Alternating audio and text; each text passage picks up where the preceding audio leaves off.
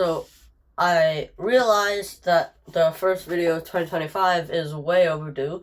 It's already pretty much at the end of February, so let's not talk about that, shall we? So we're gonna start off 2025 with a quite the integral. This is the integral over the unit interval. The product of two polylogarithms, all divided by x, dx. This one is quite an interesting derivation, and the way I'm going to solve it touches on recursion as well as a sort of infinite sum of harmonic numbers. It's quite a wild ride, but I say we should begin rather quickly. So first of all, I want to give this integral a name, and we're gonna use f, and then the inputs are I don't know why I wrote 2. F of m and n respectively, or the opposite way around, n and m. So basically, these two are just the bases, you could say, of the polylogarithms. Now, what I'm going to do, I'm going to apply integration by parts. So, I'm going to, I guess I'll keep LIN. So we have the integral from 0 to 1. I'll keep the LIN, I guess, and then, if you recall, the polylogarithm has a sort of reduction formula. Is it called a reduction formula? I have no idea. We have Li, some other base, I'll say A plus 1. X is equal to the integral from 0 to 1. No, the integral from 0 to x, I believe. Lia t over t dt. And then what we're going to do, we're going to just differentiate both sides. We have Lia of x, because that's how you differentiate when x is the top bound of integration over x. This is equal to the differential, or the derivative, of Li a plus 1 of x. And from now on, I'm just going to write Li prime of a plus 1. It might not be the best notation to use, but it's simpler, and so that's what we're going to use. Right, so now we have Lim divided by x left over. So a is now equal to m. We get Li prime m plus 1 of x dx. And then now we can use integration by parts. So we get, this is the first part is the product of these two. We have Lin x, and then Lim plus 1 of x. And this is evaluated from x is equal to 0 to 1. Right, so, and then for the second part, we then, we keep this, and then we take the derivative of that, which, if you recall, with this thing, this is minus the integral from 0 to, not infinity, this is 1. Lim plus 1 x. And then, if you set a plus 1 to be n, right? If you set a plus 1 to be n, the derivative of Lin is Lin minus 1 divided by x. So we have a second dialogarithm, n minus 1 x over x dx.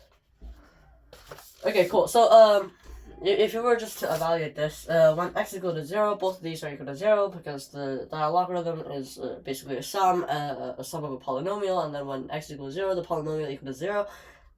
Well, that's just the definition of the polylogarithm. And then for x equals 1, it just gives us the Riemann zeta functions. So we have zeta of m plus 1, and then minus. Now, this integral is just our original defined function, really. But this time, the inputs are n minus 1 and m plus 1.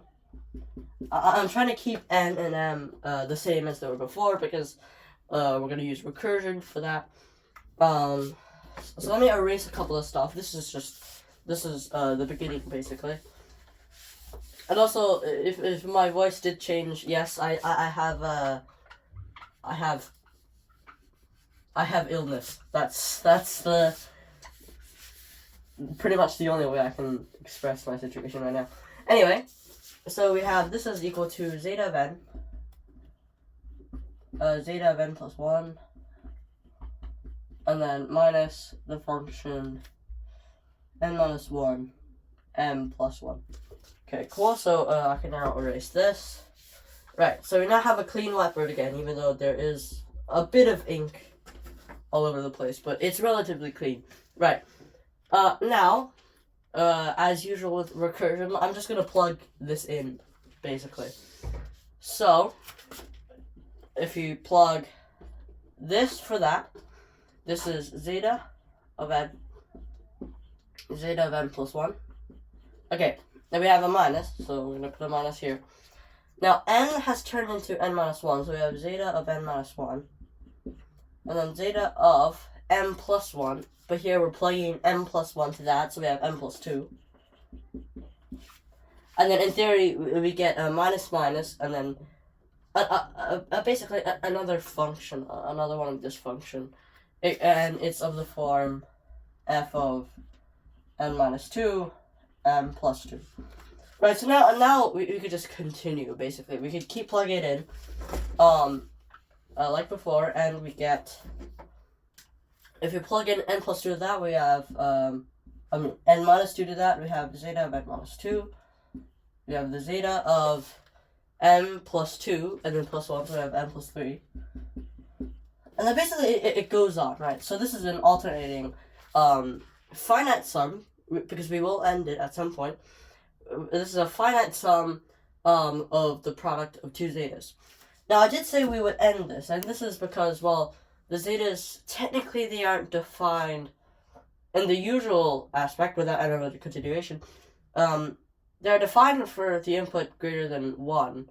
So eventually we're going to have to stop this. And we're going to stop this at a particular point where the term right here is zeta of 2.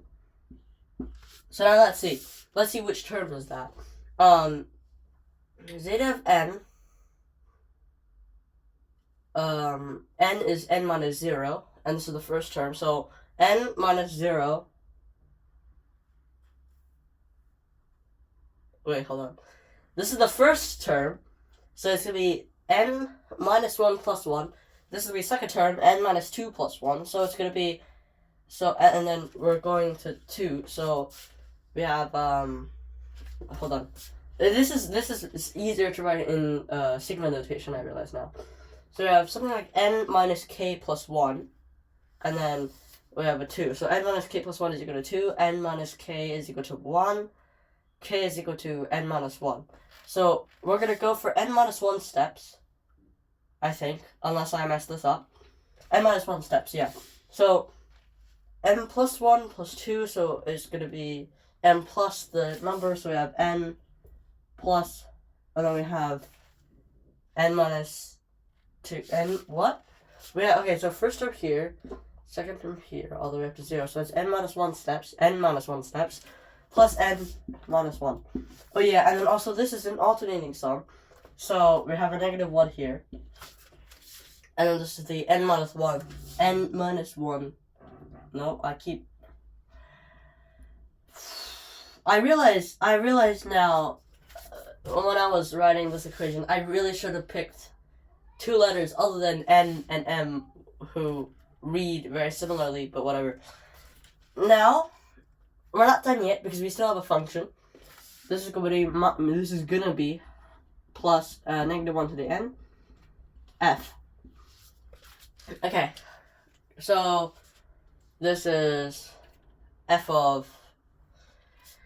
The first step is n minus 1, and then n plus 1, and then it's going to be minus 2 plus 2, and then we have, this is the n minus 1th step, so we have n minus 1, so we have 1, and then m plus n minus 1. I hope this is correct. I seriously hope this is correct. Okay. So that's cool. We have now done recursion, with a bit of a bumpy ride, but okay. And now we're just going to turn to a sigma notation. So we have the sum. N and M are used. I'm going to use K is equal to. What should we do? Let's start it from 0. Sure. Should we do 0? Nah, let's do 1. Let's do 1. That might be simpler. So we have plus 1, plus 2, all the way up plus n minus 1. So we have the top bound is n minus 1. And then we have zeta of, like before I said it's like n minus k plus 1. And then zeta of n plus k. Is this correct? I think it is. I do think it is. Okay, and then plus this. Oh, we have an alternating thing. So the first term k equals to 1 and it's a positive, so it's a negative 1 to the k minus 1. And then we have a plus a negative 1 to the n. And then we have a function. Now I'm gonna use the standard definition really. But with the standard definition, we have an Li1. Li1 is negative the natural log of 1 minus x. So here we should have a plus 1 here as well. And then we have an integral from 0 to 1. We have the natural log of 1 minus x. And then let's see. Li m plus n minus 1 x over x dx. Okay, so I mean we've kind of simplified it. We now have a big sum in front, but at least we got rid of one polylog, which I guess is really cool. Now the next step we're gonna do is we're gonna evaluate this interval. So I think I'm gonna do it. I think I'm gonna do a blackboard reset, a whiteboard reset actually, because this is white. So I'll move everything to the top then. So we have the sum k 1 to n minus 1, negative 1 k minus 1 zeta n minus k plus 1 zeta of n, and then plus negative 1 to the n plus 1, integral from 0 to 1, natural log 1 minus x, the li m plus n minus 1 x over x dx. Okay, cool. So our next step is to evaluate the interval. And to approach this, I basically used the pretty much the most standard way you can imagine evaluating that interval as possible, which is using the Taylor series representation of the polylogarithm. So here we have, I'm going to call this I for integral. Okay, so we have an I is hereby, it's not hereby, I'm not decreeing anything, natural log 1 minus x over x, and then I'm going to use the sum definition, the series definition of the polylogarithm. I'm going to use k again from 1 to infinity. Excuse me. We get k to the m plus n minus 1 over here, and then we have x to the k. Alright, cool. So this is just the most standard way possible, really. K and this could be turned into negative 1 to k minus 1. These things can be dragged out, and we get k equals 1 to infinity of 1 over k to the n plus n minus 1, the integral from 0 to 1, x to the k minus 1, natural log of 1 minus x dx. Next, to do this, I pretty much use, again, the simplest or the most average way possible, which is to use the Taylor series representation of natural log 1 minus x. I'm just going to write it right here because I'm not going to repeatedly write this thing over and over again. So here, we have the integral from 0 to 1, x to the k minus 1, natural log of 1 minus x dx. Okay, this is equal to negative the integral from 0 to 1, x to the k minus 1, This is getting repetitive. Sum. We need a new variable. What is a new variable? J. J is equal to 1 to infinity of j. And then up top we have x to the j. dx. I almost wrote dj, which is kind of funny, I guess. Maybe? No? Okay. Negative, the sum. J equals 1 to infinity. And this when math is all about dialogarithms and sums of power series, it gets very repetitive. So we have a j here, and then we have x to the j, k plus j minus 1. We have 1 over j plus k over here. And then this thing you can apply partial fractions. Partial fractions, I believe it goes something like what does it go? What does it go like? It is first of all we have 1 over k over here, and then we have it's 1 over j minus j plus k, I believe. I think. Okay. So we now have this. We can drag this out. This is the I believe it's one of the series representations of the dialogarithm. But for the series representation of the dialogarithm, the j starts at 0. We have j plus 1. Then we have k plus 1 here, I believe. So we could drag this 1 over k out. We have negative 1 over k. And then times this is, I think it is the Euler constant. I'm not going to say the second part because it's way too difficult to pronounce. Plus the dialogarithm of k plus 1. Now here, since the dialogarithm, the input of the dialogarithm is an integer, and for integers, this is just the harmonic numbers, basically. The harmonic sum, you could say. So this is negative 1 over k, hk. And that's basically the result of that. So, now if we plug that back in, we have this is equal to the sum. K is starting from 1 to infinity of k to the m plus n minus 1. Actually, no, we don't have a minus 1 because we have a 1 over k here. So it's just m plus n. And then we have hk, and then we have a minus over here. Okay, so that's pretty wild, a simplification.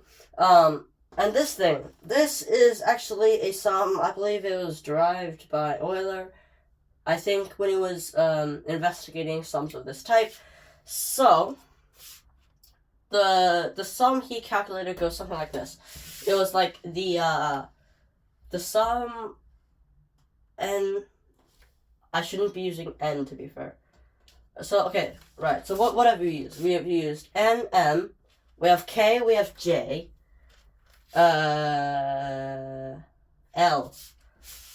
So we have the sum L starting from 1 to infinity of HL over, this is L to the, what is the next number? We used L, we used M, and O is, let's skip O. We're going to use L to the P. Right, so this is equal to 1/2.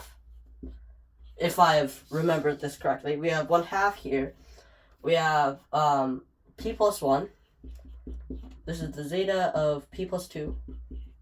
Or is it the other way around? Let me think. I think, is it the other way? I actually don't remember. I'm not accustomed to memorizing results or anything. I believe it goes something like this. P plus 2, zeta p plus 1, and then we have a minus here, the sum. Oh, dang it, we need another letter. Oh, we haven't used I. I need to use I. I is equal to 1 to p minus 2. We have zeta of I think it was p minus I zeta of I plus 1. If I remembered everything correctly. I believe this is correct. I'm not sure about this one, though. If it is flipped, then just flip it in your editing stuff or whatever. I don't know how to edit, so whatever. Anyway, this is now the sum. Now we can plug in m plus n for that, and after that we basically solved the entire thing. I don't think there's any more simplifications. If there is, I'm too lazy to do them. So we have this is equal to negative 1/2 p plus 2 m plus n plus 2 zeta of m plus n plus 1. Is it the other way around? I actually have no idea. Minus the sum. Okay. L. Do you reuse L? Let me think. I mean, if we're gonna reuse L, we can also reuse J. So we'll use J, I guess. J equals 0 to m plus n minus 2 zeta of m plus n minus j zeta of j plus 1. Okay, ready. This is our big sum. We have now computed this integral to, well, a pretty satisfactory form. Now the only goal we have to do is plug pretty much everything in. So this is going to be a mess. I'm going to erase a couple of things. For one, we don't need this, so I'll clear this up. Just give me a little bit of breathing room. This thing, I mean, technically it's already solved. So here you can just erase this. This place is where we're gonna write the final answer. I think this one will have to stay because I need to copy off. Otherwise, I won't remember. And then this thing could go too. All right. So the integral, or well, the generalized integral from way back here is now equal to the sum. Okay, starting from 1 to n minus 1, negative 1 to the k minus 1, zeta of n minus k plus 1, zeta of n plus k. Okay, this is the first part. Okay, we have a minus here and an n plus 1 here. This is n plus 2, but negative 1 squared is just 1, so it's just negative 1 to the n plus negative 1 to the n, and then this thing divided by 2. We have m plus n plus 2 zeta of m plus n plus 1 minus the sum. J is going from 0 to m plus n minus 2. The zeta of m plus n minus j times zeta of j plus 1. And there we go. This is quite a result. Can you do simplifications? I don't think you can. I doubt you can. But yeah, this is the result of our integral. It's definitely quite interesting. I mean, the original integral is pretty advanced. We have the product of two polylogarithms with different bases, and then we get this one, this long expression out here. Oh yeah, and also I gotta check if this is true. If it isn't true, if I got these two mixed up, I'll probably do like another 1 minute episode, just like I did with the I think that was the beta functions video.